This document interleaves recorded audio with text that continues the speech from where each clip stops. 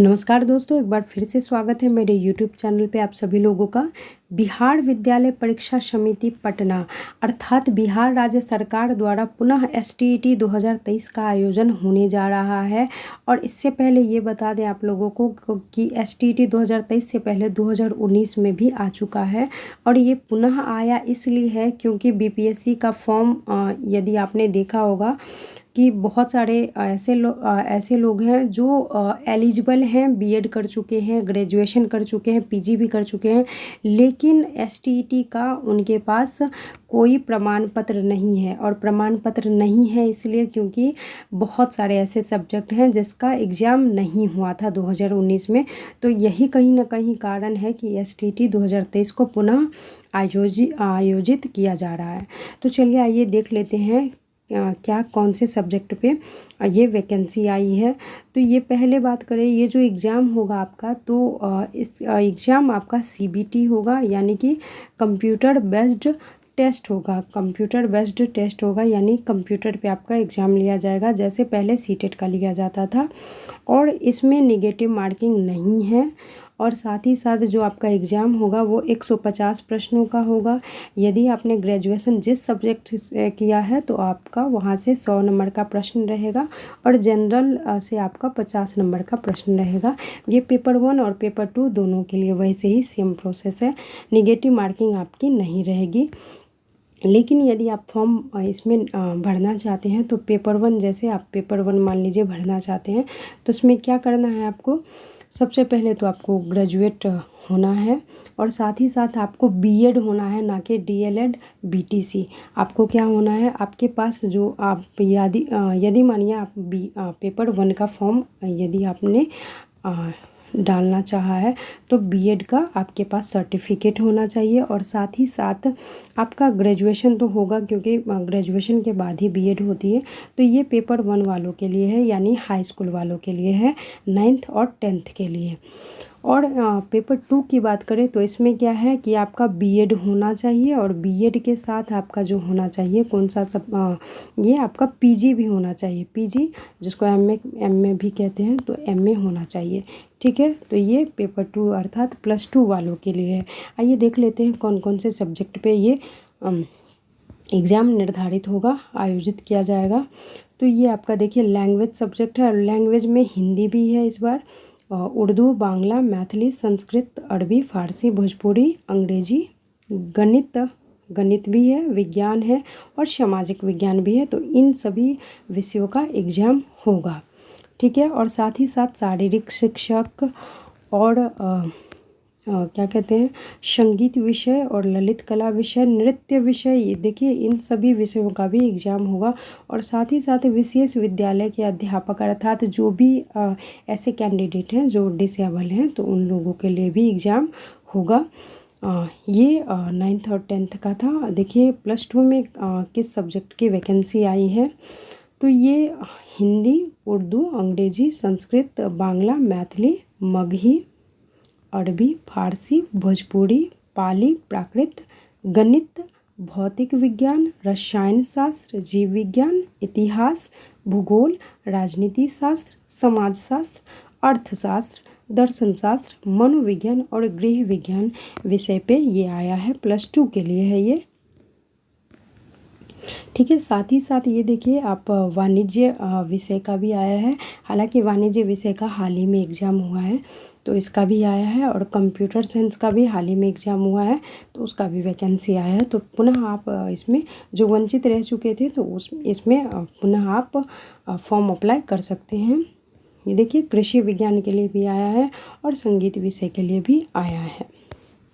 ठीक है, तो ये जो परीक्षा का थोड़ा सा पाठ्यक्रम देख लेते हैं कि कैसे क्या वही होगा जैसा कि मैंने बताया। देखिए आपका जो है मेन पेपर जो है 100 सब्जेक्ट 100 नंबर का रहेगा।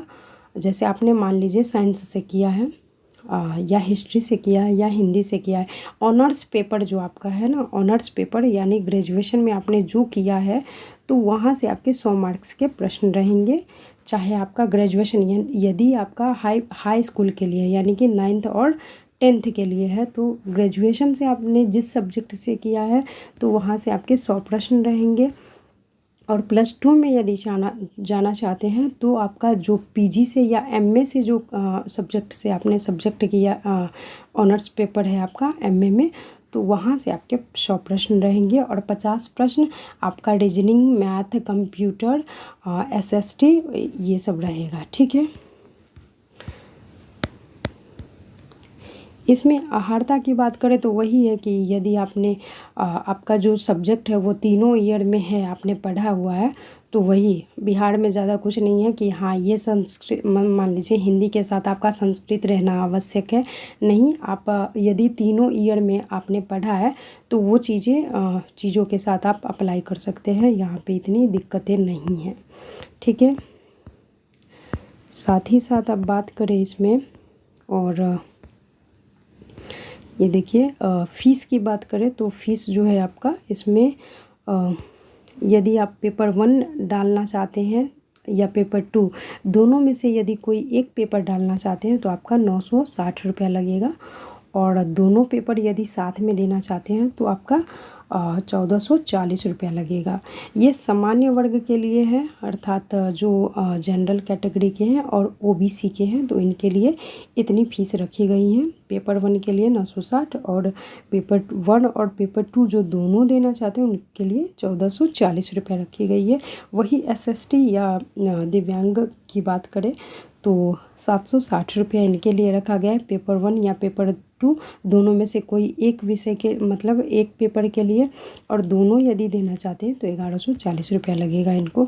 ये देखिए इसमें नॉर्मलाइजेशन सिस्टम रखा गया है, अर्थात ये जो सिस्टम रहता है तो इसमें क्या होता है, जो कंप्यूटर पे आधारित प्रश्न रहते हैं तो उसमें कभी आपका, जैसे मान लीजिए ये एग्ज़ाम हो रहा है तो आपका प्रश्न कभी आपका सामान्य रहता है, सामान्य अर्थात कभी ऐसे प्रश्न आते हैं जो बहुत ही आसान होते हैं, और जो दूसरे का एग्ज़ाम होता है तो वो बहुत ही हार्ड होता है। तो ऐसे मतलब दिनांक जो जिस दिनांक में जिसका एग्ज़ाम हार्ड हो गया या जिस दिनांक में जिसका एग्ज़ाम इजी हो गया तो उसके आधार पे नंबर जो है वो कम बेस रखा जाता है। ठीक है। तो उसी के आधार पे कट ऑफ रखा जाता है, इसी को कहते हैं नॉर्मलाइजेशन। तो ये सभी चीज़ें हैं, ये आपका सीबीटी में होगा, मैंने पहले ही बता दिया था। ऑनलाइन आवेदन की जो तिथि है इसमें मेंशन किया गया होगा शायद। ये देखिए ऑनलाइन आवेदन की तिथि है ये 9/8/2023 से आप 4:30 बजे से लेके 23/8/2023 यानी कि 9 अगस्त से लेके आप 23 अगस्त तक आवेदन कर सकते हैं। लेकिन इसमें शर्त क्या रखी गई है, यदि आपका फ़ीस सबमिट हो जाता है तो ही आपका एक्सेप्ट होगा, नहीं फ़ीस आप पे करते हैं तो आपका ये रद्द हो सकता है, ये भी इसमें कह दिया गया है। तो जैसे ही आप फॉर्म डालें तो आप पेमेंट कर दें। कहीं ना कहीं ये पैसे कमाने का भी एक साधन सरकार ने कर दिया है, बहुत ज़्यादा फ़ीस। देखिए इसमें प्रमाण पत्रों की बात करें तो इसमें ये आपका मैट्रिक यानी 10th का आपका प्रमाण पत्र होना चाहिए, और साथ ही साथ ये अंक प्रमाण पत्र को भी आपको अपलोड करना पड़ेगा। पहले ये होता था अपलोड नहीं करना पड़ता था, लेकिन अब देखिए अपलोड करना पड़ेगा। मैट्रिक का प्रमाण पत्र के साथ अंक पत्र, इंटर का अंक प्रमाण पत्र और अंक प्रमाण पत्र, स्नातक का यानी ग्रेजुएशन का प्रमाण पत्र और अंक प्रमाण पत्र, और स्नातकोत्तर अर्थात पीजी का अंक प्रमाण पत्र और क्या कहते हैं प्रमाण पत्र और अंक प्रमाण पत्र, और बीएड तो होना ही चाहिए, बीएड का प्रमाण पत्र और अंक प्रमाण पत्र। और यदि आपके पास अन्य शैक्षिक योग्यता है तो भी आप अपलोड कर सकते हैं, अन्यथा नहीं भी कर सकते हैं। इसमें देखिए फिर आवासीय प्रमाण पत्र की बात चली है, तो इसमें क्या है कि जो आवासीय प्रमाण पत्र होगा तो वो वही है जैसे कि बीपीएससी में निर्धारित किया गया था। यदि विवाहित महिला है तो उनके पति के अनुसार नहीं, उनके पिता के अनुसार होना चाहिए। देखिए यदि अनुसूचित जाति अनुसूचित जनजाति के उम्मीदवार के लिए सक्षम प्राधिकार द्वारा जाति प्रमाण पत्र यानी कि जो जाति प्रमाण पत्र है, तो यदि आप विशेष कैटेगरी के हैं यानी सामान्य जनरल के हैं तो कोई बात ही नहीं, किसी भी प्रकार का अनुसूचित जाति या जाति प्रमाण पत्र देने की आवश्यकता नहीं है। यदि लेकिन आप ओबीसी में हैं, एससी में हैं, एसटी में हैं या ईबीसी में हैं तो आपको ये अपलोड करना पड़ेगा, आपका कास्ट सर्टिफिकेट। और साथ ही साथ देखिए आरक्षण में महिलाओं के लिए है कि क्रीमी लेयर यानी कि एनसीएल जिसको कहते हैं, तो वो पिता के नाम पे होना चाहिए, ना कि पति के नाम पे होना चाहिए, मैंने पहले ही बताया था। और दिव्यांगता जो यानी जो डिसेबिलिटीज़ के हैं तो उनके लिए भी वो भी न्यू वाले प्रमाण पत्र बनवा ले और अपलोड करना पड़ेगा उनको भी। जो भूतपूर्व सैनिक है तो उनको आयु में एक विशेष तरह की छूट दी गई है, जैसे कि दिया जाता है और ज़्यादा कुछ है नहीं। महिलाओं के लिए भी विशेष छूट है, 10 साल का दिया जाता है महिलाओं और दिव्यांग के लिए। इसमें ये है कि जो ये एग्ज़ाम होने वाला है STET 2023, तो ये यदि आपके पास सर्टिफिकेट आ जाता है तो ये आपके पास लाइफ टाइम वारंटी हो जाती है कि कभी भी बीपीएससी आएगी, बीपीएससी का एग्ज़ाम होगा या वैकेंसी आएगी तो उसमें आप एलिजिबल रहते हैं, ये लाइफ टाइम तक का हो गया है। तो यही थी, तो अच्छे से तैयारी करिए और मन लगा के पढ़िए। और कुछ ऐसे स्टूडेंट हैं जो बीपीएससी की तैयारी कर रहे हैं तो अच्छे से तैयारी करिए। और साथ ही साथ अभी देखिए टाइम बहुत कम है तो सेट बहुत ज़्यादा लगाइए, बहुत ज़्यादा, जितना हो सके एक दिन में 4 से 5 सेट अगर लगा सकते हैं तो लगा लीजिए।